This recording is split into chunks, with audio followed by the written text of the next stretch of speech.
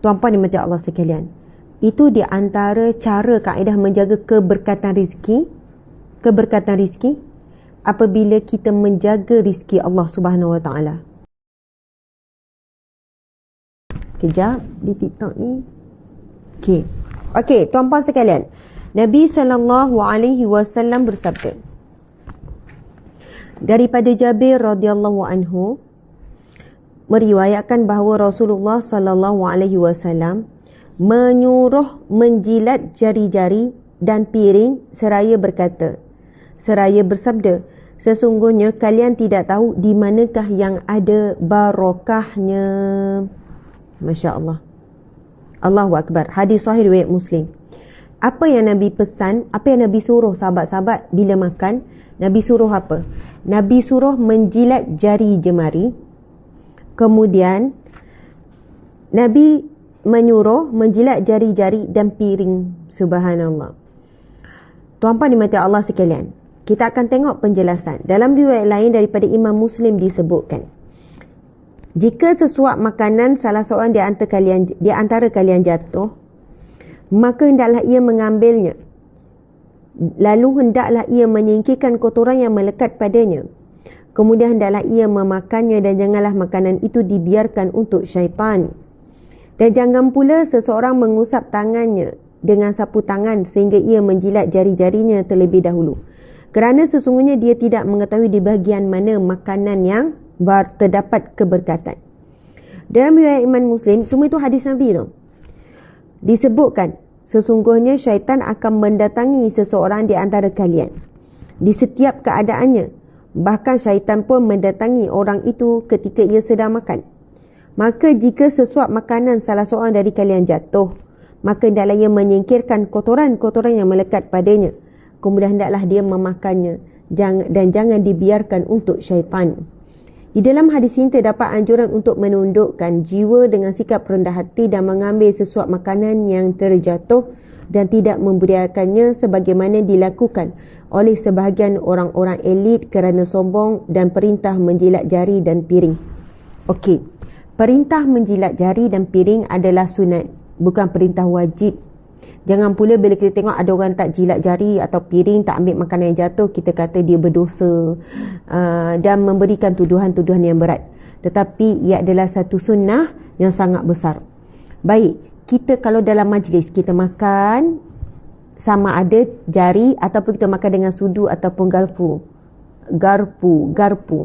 Jadi bila kita sudu dan garpu yang kita gunakan bagi menggantikan tangan pun, kita janganlah cakap itu ikut sunnah lah, gunalah jari ni ada enzim boleh mempercepatkan proses penghadaman bla bla bla bla, apalah guna ikut mak saleh apa semua. Okey, usahlah kita jadikan bila ada orang makan guna sudu garpu itu terus menuduh ia tidak mengikut sunnah dan sebagainya. Boleh jadi dia mengikuti sunnah Nabi dalam hal-hal yang lain, tetapi dalam hal tersebut mungkin itulah baginya mudah, senang, kan ada tempat yang tidak ada tempat basuh tangan dan sebagainya. Baik, tuan-puan sekalian, bila guna garpu dan sudu, maka kita jilat sudu dan garpu itulah. Makan sampai habis apa yang melekat pada sudu garpu sebagai mengganti kita jilat tangan. Baik, bila dalam majlis ramai-ramai nak jilat macam ni ke? Macam tu ke? Kan? Sebab kalau kita tengok orang yang jilat masuk jari keluar, kita pun jadi macam tak lalu nak makan. Betul tak? Setuju tak cakap saya? Okey, mungkin kalau di rumah kita bolehlah nak jilat macam tu, tetapi bila dalam majlis kita boleh gantikan jilat juga, tapi dengan cara yang lebih sopan. Macam mana?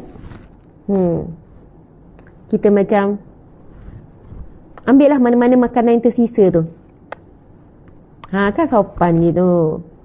Macam permaisuri kan, macam princess, sopan-sopan.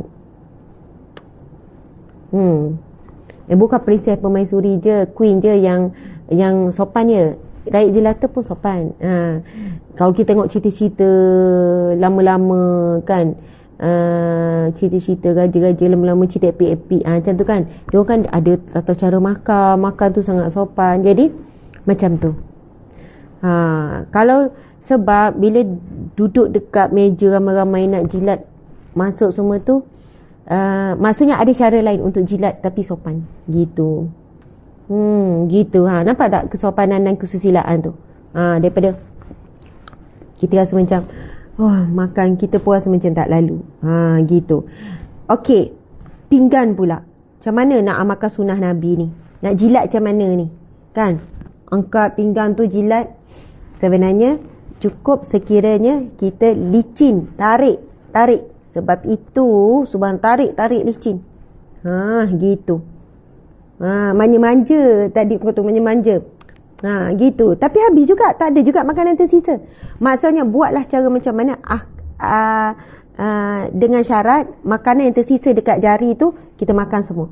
Sebab pesanan Nabi, kamu tidak tahu di mana yang barakah. Bahkan kalau ada makanan yang jatuh, Nabi suruh kita ambil. Jangan biar lama-lama, jatuh je terus ambil.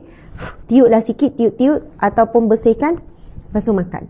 Itu antara tanda ataupun cara merendahkan hati, menghinakan diri, menghormati rezeki yang Allah bagi. Boleh jadi itulah yang berkah.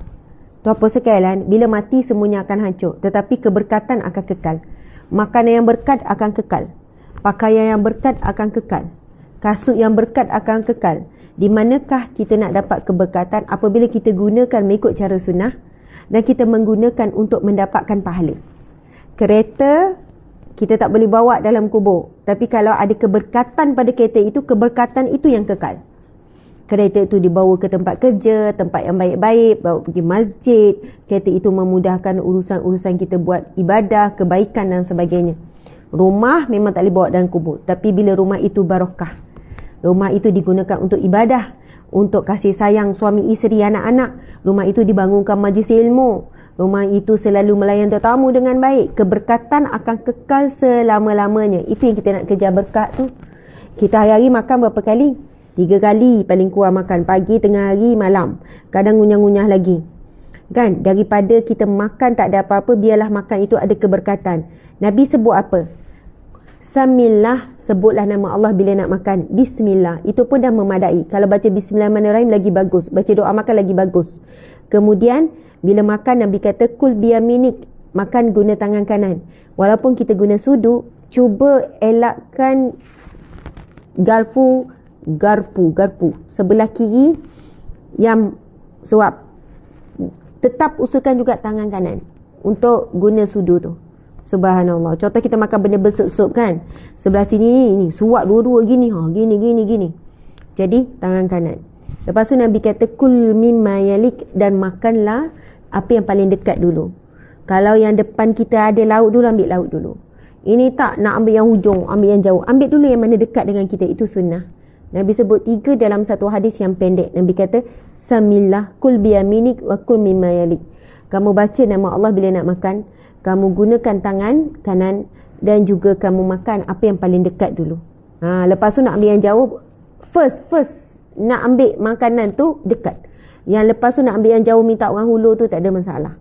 Jadi bila kita buat je sunnah Nabi, lepas makan ucap Alhamdulillah.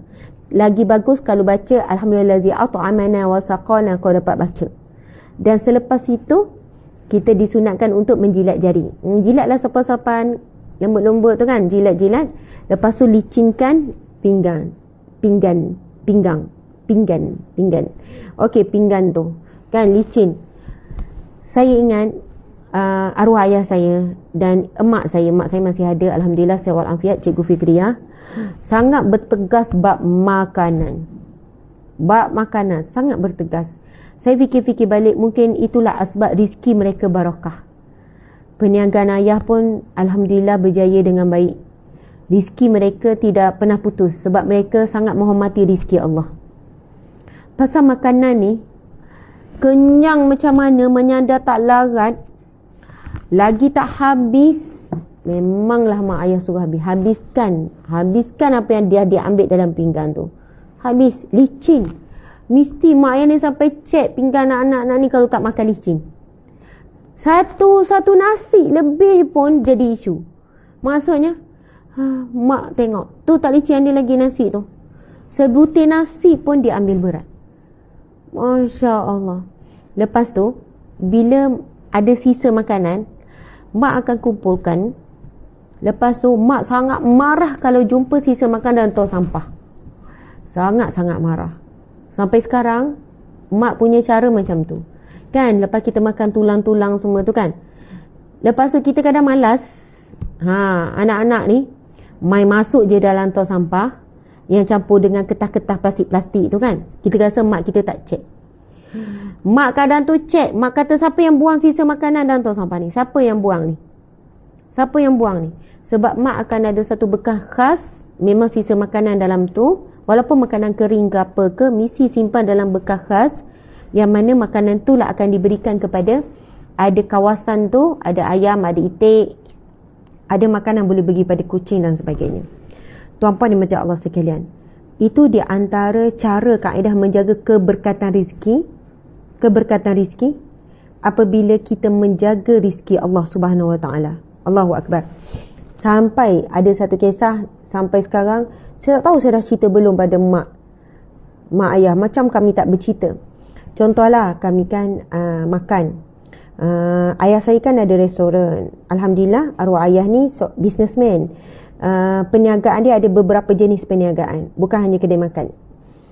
Kedai basikal pun pernah ada, kedai basikal dan mainan pun pernah ada, kedai makan dan premis-premis yang disewakan, macam itulah. Sampai ada cawangan yang sampai kedai makan yang ke-6, macam tu. Ada kedai nasi putih, ada kedai masakan panas, ada kedai roti canai, macam-macam. Tapi arwah ayah saya betul-betul fokus pada perniagaan lebih kurang 10-15 tahun kot.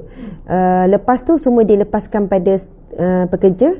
Kemudian arwah ayah fokus kepada dakwah, mengajar, kuliah, ceramah dan sebagainya. Dan waktu yang sama perniagaan masih alhamdulillah baik. Sampailah arwah ayah meninggal bulan Ramadan 5 tahun yang lepas. Kemudian arwah ayah, perniagaan salah satu kedai arwah ayah masih ada. Usia dah 41 tahun dah kedai tu. Kedai tu dah berusia 41 tahun dah. Lama, legasi perniagaan lebih 40 tahun. Maksudnya alhamdulillah. Okey. Jadi kami ni biasalah bila ayah ada kedai makan kan, so makan malam tu biasa pergi ambil kat kedai makan je. Ambil biasalah ambil sesuka hati lah kan. Dah percuma, bukan beli kan. Yang ni nak makan, yang ni nak makan ni, okey pergi ambil. Wakil kadang saya pergi ambil, masa tu kecil lagi kan, sekolah rendah. Kadang adik pergi ambil. Ada satu kedai ni dekat je dengan rumah, tak jauh. Kedai yang lain tu jauh, yang ni boleh jalan kaki je. Bila dah ambil, ikut seronok, ikut suka hati nak ambil, mulalah makanan tu berlebih kan. Punyalah kami ni, kalau makanan ni lebih dan tahu, mak akan cek habis tak makan. Mak akan pergi tengok bawah tudung saji ke. Sebab mak ni ada adik selalu, adik-adik saya 10 orang, sentiasa ada baby. So mak selalu uruskan baby apa. Jadi kita orang ni makanlah sama-sama adik-adik ni kan. Mak wajibkan makan mesti jemaah. Okey, makan-makan. Lepas tu kau lah habiskanlah. Mula habiskan, mula. Lepas tu mulalah tak boleh nak habis. Kami mulalah masa tu akan buatlah sesuatu yang mak tak tahu. Kami akan buang senyap-senyap makanan tu, tapi pastikan makanan tu dibuang jauh. Sebab pernah kantoi, mak tahu makanan dibuang.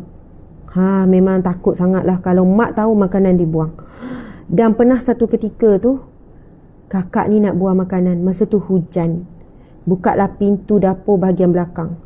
Buka pintu, tiba-tiba ada lembaga. Semua warna hitam duduk depan pintu tu. Seramlah pula bunyi kan. Seram kan. Kakak saya macam terdiam macam tu. Lepas tu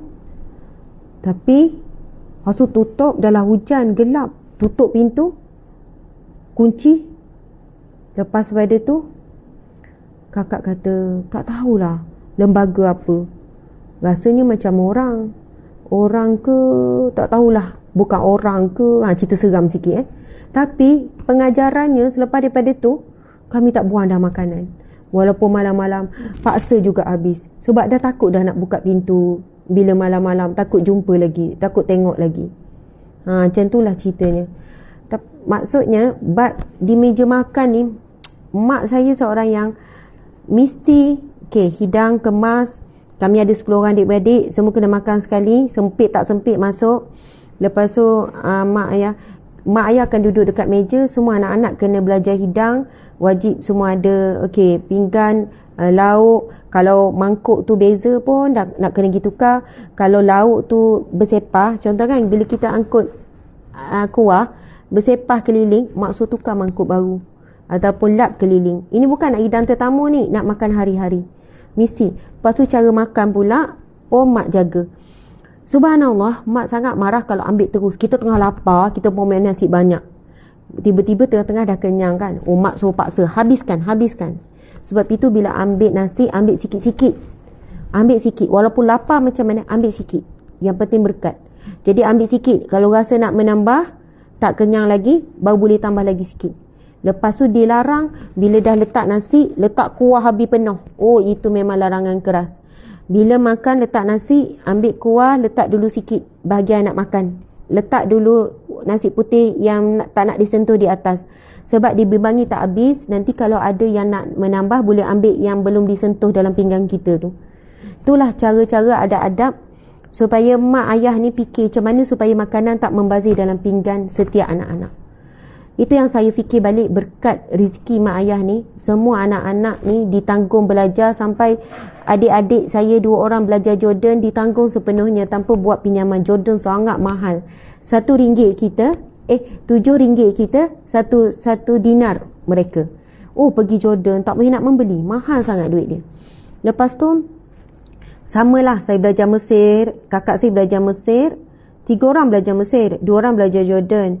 Kemudian adik saya sekarang ada buat medik, dah ada yang doktor juga seorang, iaitu Dr. Aminah kat Mesir juga, buat medik kat Mesir. Sekarang bertugas di hospital. Dah habis dah semua, dah jadi MO dah lah.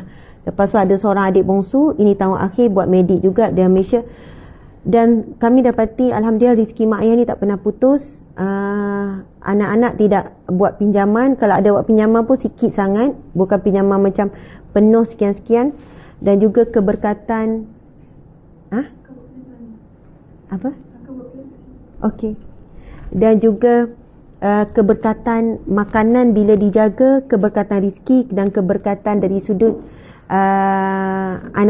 nak kata anak-anak yang berkat, tak boleh nak claim macam tu. Tetapi saya boleh rasa bagaimana kaitan menjaga keberkatan rezeki pertama, dan juga tidak membazir. Sebab itu di dalam Al-Quran sampai Allah berikan amaran, inna mumbazirina, sesungguhnya orang-orang yang membazir ini kanu ikhwani syayatin, sesungguhnya mereka itu saudara syaitan. Kan sesungguhnya orang membazir itu saudara syaitan tu, memang kita tak nak jadi bukan kawan syaitan. Disebut ikhwan ni saudara, sangat rapat. Syaitan sangat suka orang membazir. Syaitan sangat suka membisikkan pada kita ikut makan, ikut hawa nafsu. Nak makan tu, nak makan ni, lepas tu buang. Tak habis, buang. Allahu Akbar. Bila kita duduk dekat taman, mak saya risau. Mak saya kata, habis tu makanan, sisa makanan buang kat mana? Kan orang duduk dalam taman, sisa makanan pun buang dalam tong sampah. Mak saya kata, usahakanlah, janganlah buang sisa makanan tu. Carilah mana-mana binatang bagi makan. Bagilah burung ke, bagilah kucing ke, apa semua. Itu antara aswat kami pelihara kucing. Sebab sisa makanan tu, kucing ni kalau dah biasa makan, dia okey je. Okey, sahabat-sahabat.